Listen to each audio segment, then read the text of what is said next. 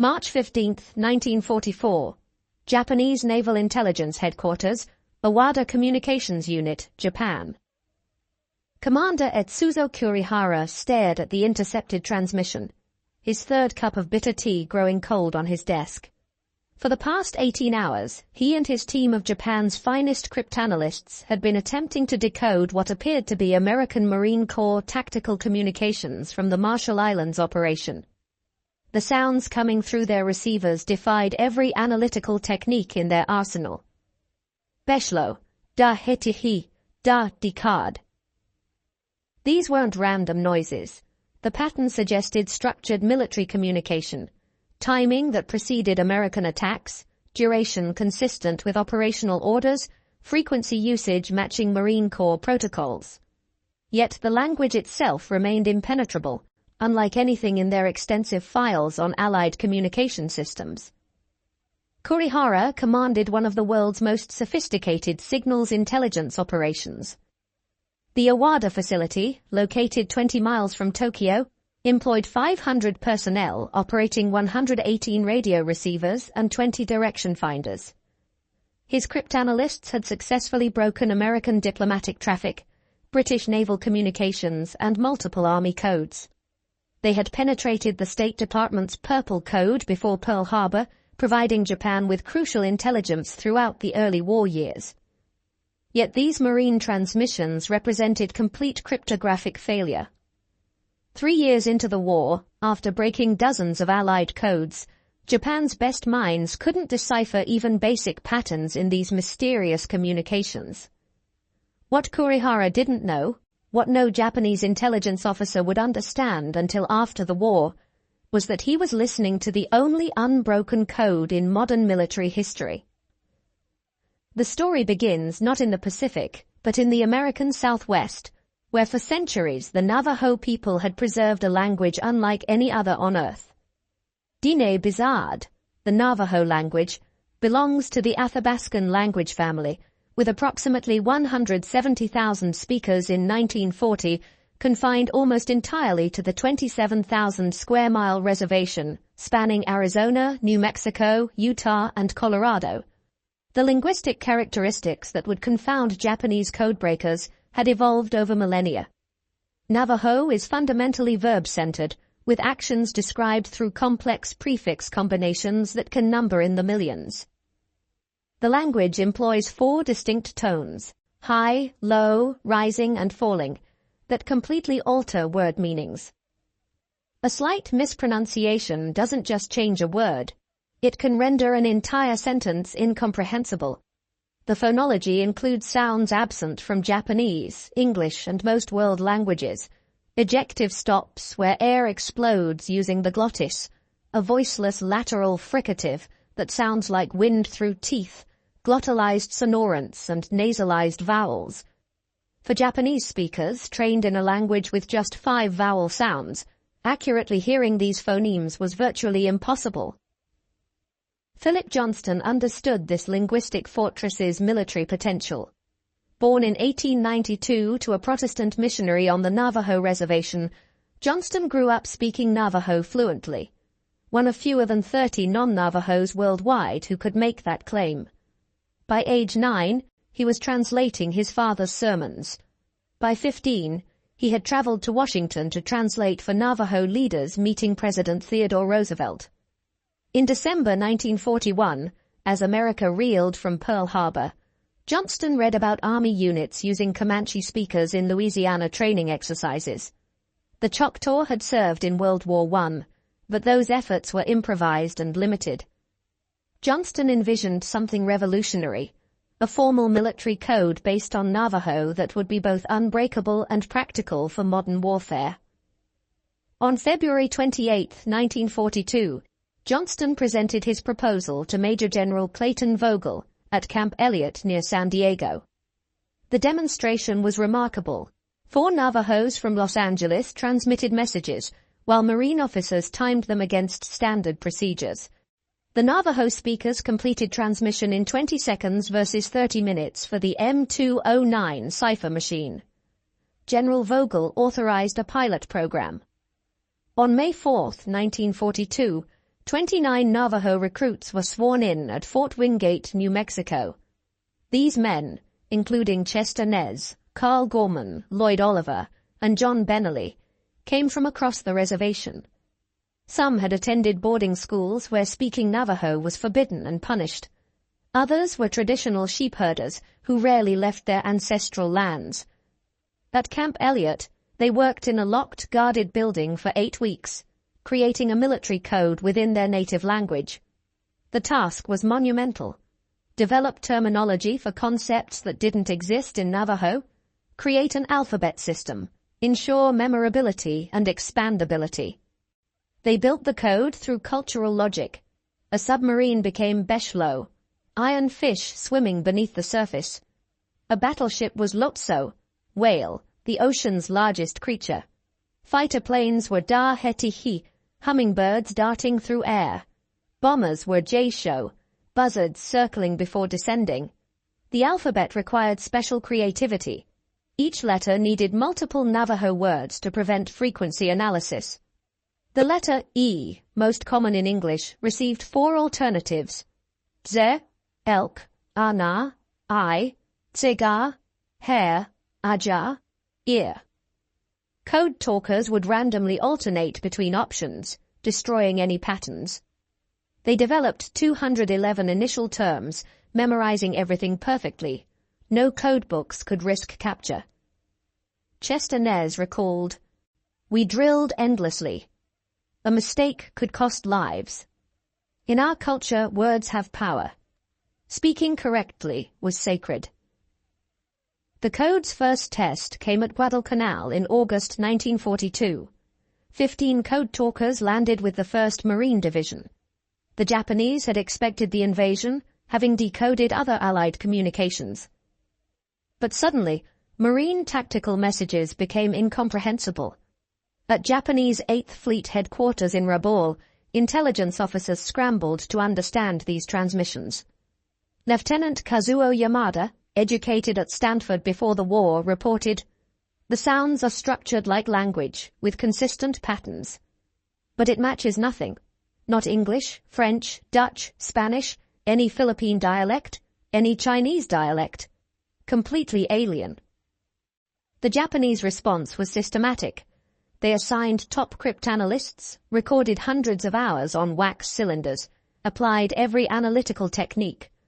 They consulted university linguists, even Buddhist monks who studied ancient languages.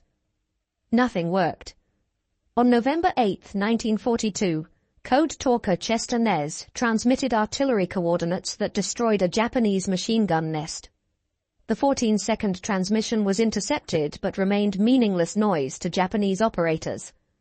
Within minutes, American shells fell precisely on target. Colonel Haruo Konuma, intelligence officer for the 17th Army, wrote, "The Americans have deployed a code that defeats every attempt. We can no longer anticipate attacks. We are fighting blind." Joe Kiyumiya, a Navajo soldier captured at Bataan in April 1942, became Japan's best hope for breaking the code. Though fluent in Navajo, he had no knowledge of the military code being developed. When Japanese cryptographers began intercepting Navajo transmissions, they brought Kiyumiya to the Ofuna Interrogation Center. They played him code talker recordings. Kiyumiya heard Navajo words, but in meaningless combinations. "The turtle is attacking the iron fish. The hummingbird carries eggs." When he couldn't translate, interrogators accused him of lying. The torture escalated systematically over months. Water torture, beatings, hanging by arms for hours. In winter 1943, they forced him to stand naked in snow until his feet froze to the ground. They starved him to 90 pounds, offering food for translations. Through everything, Kiyumiya could only repeat the truth. He understood the words, but not their military meaning. A Japanese intelligence report from May 1943 documented their frustration. The prisoner appears native to the mystery language but cannot comprehend messages. Assessment: either extraordinary resistance or enemy uses specialized code within native language requiring specific training. The second assessment was correct. Even fluent Navajo speakers couldn't understand without training. Kiyumiya survived 3.5 years of captivity. His inability to help convincing Japanese intelligence they faced something unprecedented. By late 1943, they largely abandoned attempts to decode Navajo transmissions. Success at Guadalcanal led to immediate expansion. Major General Alexander Vandergrift wrote, "The Navajo communicators have proven invaluable. Their transmissions are faster than any encoding device and absolutely secure." A formal code talker school at Camp Pendleton began processing classes every 8 weeks. By war's end, between 375 and 420 Navajo Marines had served as code talkers across all 6 Marine divisions. Training was unlike anything in Marine Corps history. Recruits practiced in soundproof booths while instructors introduced battlefield noises. They transmitted wearing gas masks while running through exhaustion. Thomas Begay, who enlisted at 15, described, "They pushed us beyond possible. Lives depended on our accuracy." The code evolved continuously. New technologies required new vocabulary. The atomic bomb became Ayashi, metal egg. Kamikaze pilots were Netachi, death wind. Each addition was logical to Navajo speakers, but incomprehensible to outsiders. By mid-1943, Japanese intelligence dedicated substantial resources to breaking the code. The Imperial Navy's 4th Section assigned 30 cryptanalysts exclusively to these transmissions. Captain Yoshiro Tanaka tried innovative approaches: musical analysis for tonal patterns, comparison to Native American recordings, consultation with scholars who studied in America. They developed special recording equipment to slow transmissions without distorting pitch. They created visual sound representations using oscilloscopes. They applied statistical analysis to sound frequencies and patterns. Lieutenant Commander Masao Yamada later revealed they identified certain patterns, probable call signs, correlation between message length and operation complexity, but without understanding words, these provided minimal value. Japanese forces received orders to capture Marine communication personnel alive. Rewards of 10,000 yen, 10 years' salary, were offered for code talker equipment or materials. Several close calls occurred, but no code talker was ever captured with their equipment intact. The Central Pacific Campaign demonstrated the code talker's strategic importance. At Tarawa in November 1943, 6 code talkers maintained communications through 76 hours of brutal combat. Noyd Oliver transmitted continuously for 48 hours, coordinating naval gunfire despite constant shelling. During the Marianas Campaign, 24 code talkers operated around the clock at Saipan. Lieutenant Commander Takashi Hirakawa had decoded conventional communications to anticipate the invasion. But once Marines landed, tactical intelligence disappeared. Colonel Takashi Saito noted, "Commanders felt abandoned without the intelligence they depended upon." At Peleliu, code talker Jimmy King transmitted for 6 hours during a counterattack after his partner was killed. He coordinated artillery from 3 battalions, sending 40 messages without error under direct fire. The battle for Iwo Jima represented the code talker's greatest contribution. Major Howard Connor coordinated the entire initial assault through Navajo code. 6 code talkers working in teams maintained continuous communication throughout the invasion's critical first 48 hours. General Tadamichi Kuribayashi had prepared for 2 years, constructing an underground fortress with 11 miles of tunnels. His defensive plan relied on intercepting American communications to trigger counterattacks. This plan failed completely. Over 48 hours, the 6 code talkers sent and received over 800 messages without error.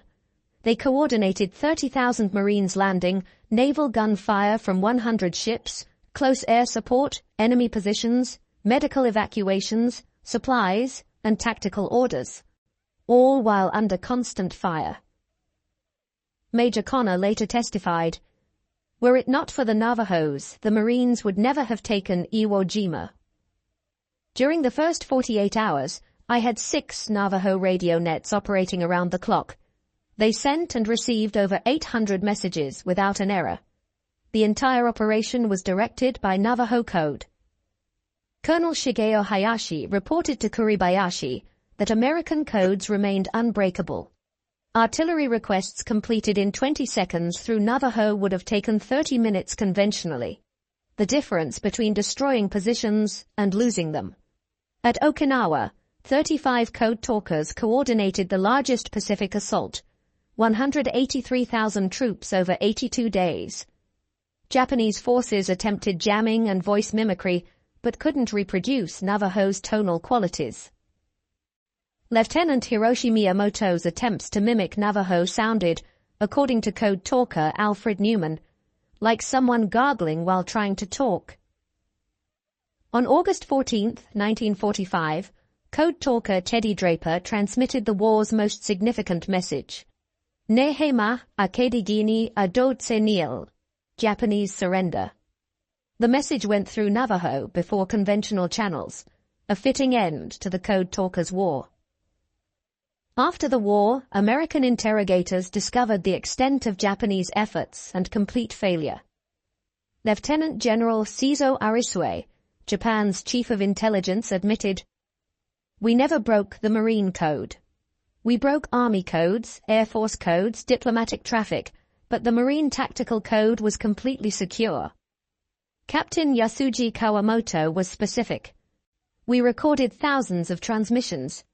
Our best linguists studied them for 3 years. Nothing worked. It was our greatest cryptanalytic failure." In 1944, analysts had noted tonal patterns suggesting indigenous American languages. They requested German assistance, but wartime difficulties and German ignorance prevented breakthrough. Colonel Masao Yamada admitted, "Inability to read Marine communications cost thousands of lives." Every Marine operation after 1942 was mystery until it began. Major Hiroshi Tanaka, who survived Iwo Jima, described the psychological impact. "We couldn't understand their words. It made us feel primitive, defeated before battle began." The war's end didn't end the code talkers' burden. The program remained classified for potential Cold War use.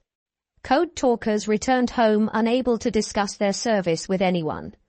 They returned to states denying them voting rights until 1948 in New Mexico and Arizona, 1957 in Utah. Hotels and restaurants refused them service. They were heroes who couldn't reveal their heroism. Chester Nez, last of the original 29 who died in 2014, wrote, "We were warriors who helped win the war but couldn't tell anyone. The burden was heavy. Many found healing through traditional ceremonies. The Enemy Way ceremony purified warriors from warfare's spiritual contamination." Dan Urke explained, "We had used our language to direct death. We needed it for healing. The ceremonies reminded us our language was sacred." In 1968, the program was declassified. The first recognition came in 1969 at a 4th Marine Division reunion. President Reagan declared August 14, 1982, as National Navajo Code Talkers Day. The most significant recognition came July 26, 2001, when President Bush presented congressional gold medals to the original 29 in the Capitol Rotunda. Only 5 originals survived to attend. Bush declared, "Today we honor 29 Native Americans who gave their country a service only they could give." Chester Nez responded, "We were ordinary men given an extraordinary task. We used our sacred language to help win the war." While Navajos are most famous, 14 other tribes provided code talkers. Choctaw pioneered the concept in World War I. In World War II, 17 Comanche code talkers served in Europe, landing at D-Day. Hopi, Cherokee, Lakota, and others contributed their languages. The 2008 Code Talkers Recognition Act acknowledged all tribes. John Brown Jr. observed, "They told us our language was no good. Then they needed it to win the war." The code demonstrated Native American languages' sophistication. Code Talkers modernized Navajo in real time, creating grammatical constructions and adapting metaphors for military purposes. The agglutinative nature allowed complex ideas in single words. What required paragraphs in English became brief Navajo phrases. Dr. William Morgan noted, "They proved indigenous languages aren't primitive. They showed Navajo could express anything, from ceremonies to warfare." The Navajo Code introduced cultural encryption, security through linguistic barriers no mathematics could overcome. This influenced post-war intelligence operations. The concept remains relevant as quantum computing threatens mathematical encryption. Colonel David Hatch evaluated, "They achieved something unique, a code never broken, never compromised." It proved human linguistic capability could exceed mechanical encryption. In the 1980s, Japanese scholarship examined their failure. Professor Takeo Yoshikawa revealed 30 cryptanalysts worked exclusively on these transmissions for 2 years, consulting multiple universities. Captain Minoru Yamada revealed, "We knew it was Native American by late 1943, but couldn't identify which language." Lieutenant Commander Shigeru Fukumoto admitted, "Using a native language was so simple, so elegant, we never considered it." In the 1990s, photographer Kenji Kawano documented Code Talker survivors. His exhibitions in Tokyo and Hiroshima introduced Japanese audiences to the story. Code Talker Albert Smith told Japanese audiences, "We were both warriors. My language helped defeat you, but now helps us understand each other." In 2010, the Japanese Association of Intelligence Studies Symposium featured Admiral Hiroaki Abe. The Navajo Code represents perfect encryption. We had Asia's best code breakers, yet were completely defeated. Chester Nez, last of the original 29, died June 4, 2014. Today, only 2 Code Talkers survive from the approximately 400 who served. Thomas H. Begay and Peter MacDonald, not from the original 29 but crucial to the Code's operational success. Peter MacDonald continues speaking at age 96. "We showed America's strength comes from diversity. Our different languages and cultures make us stronger." The Navajo language, once suppressed, is now recognized as strategically important. Federal funding references the Code Talker story. Young Native Americans study ancestral languages with new pride. Dr. Jennifer Dennett-Dale observed, "Code Talkers transformed how Native Americans see themselves and how America sees Native Americans. They proved our languages aren't museum pieces, but living resources." The Navajo Code Talkers achieved military history's most remarkable feat, creating an unbreakable code that defied Japanese intelligence throughout World War II.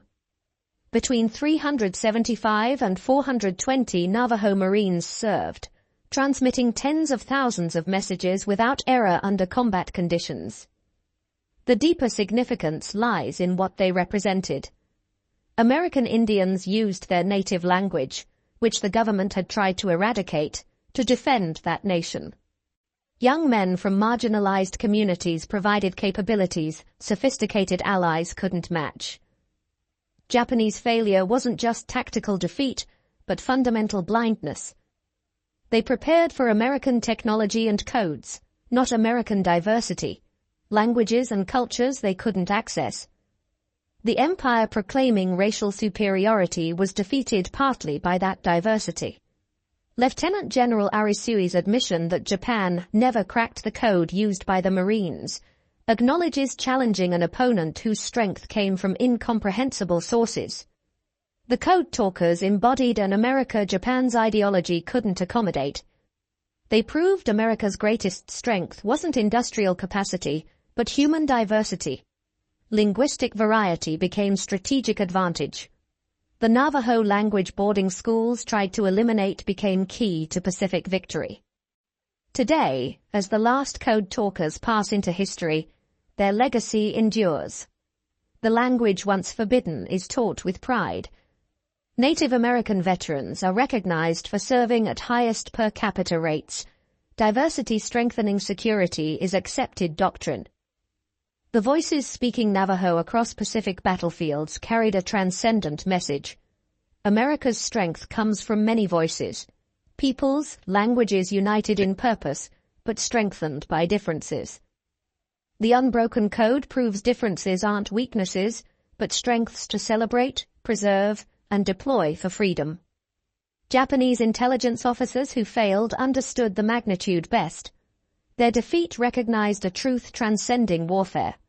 Some codes are unbreakable, not through mathematical complexity, but through human culture's infinite complexity itself. The Code Talkers sent messages Japan never decoded, but their greatest message was universal. Diversity brings strength, culture brings power, indigenous knowledge serves modern purposes. Young Navajo men using sacred language as weapon then instrument of peace proved forever that America's greatest encryption is diversity itself. Unbreakable, because it emerges from limitless human experience and wisdom. The unbroken code remains unbroken, living in every native child speaking ancestral language with pride, every recognition that minority contributions strengthen identity, every understanding that differences make us stronger together. The Code Talkers proved our differences are strengths to celebrate, eternal proof that many voices, peoples, and languages, united yet diverse, create the unbreakable code of freedom itself.